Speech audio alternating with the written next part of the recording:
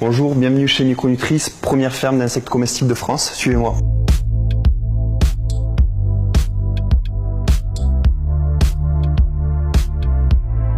Alors dans cette pièce, on élève des grillons pour l'alimentation humaine. Donc dans ces bacs, on a recréé un écosystème qui permet aux grillons de se développer de la manière la plus saine possible.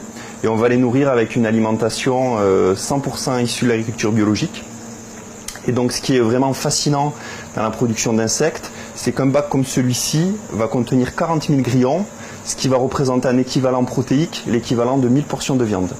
Les insectes, c'est une excellente alternative aux protéines animales, parce que les protéines d'insectes vont contenir tous les acides aminés essentiels, et le gros avantage des insectes, c'est que leur production va avoir un très faible impact sur l'environnement. Pour vous donner un chiffre, un élevage d'insectes va rejeter 100 fois moins de gaz à effet de serre qu'un élevage de viande classique.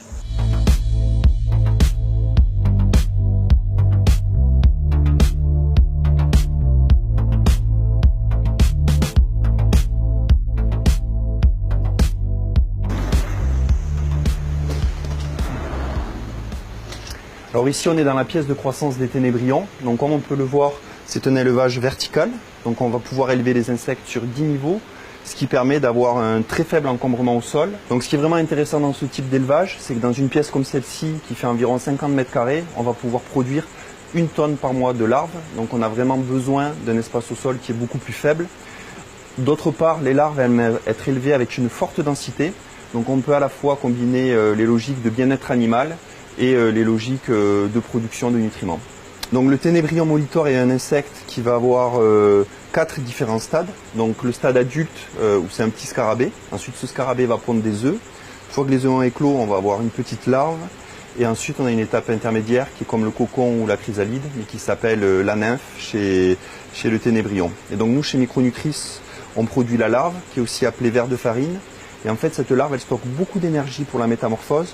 Et donc c'est ce qui explique qu'elle est très riche en protéines, en minéraux, en oméga 3, parce qu'elle a besoin d'énergie pour se métamorphoser.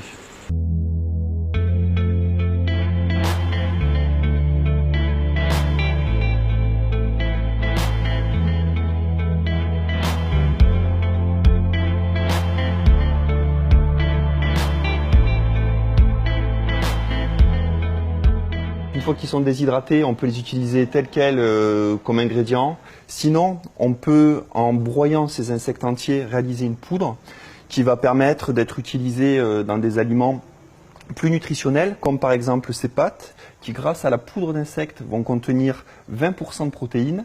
Et on a du coup des pâtes riches en protéines et on n'a pas besoin de rajouter de viande ou de poisson pour avoir un plat équilibré. On va avoir des produits apéritifs où les insectes sont aromatisés et prêts à déguster.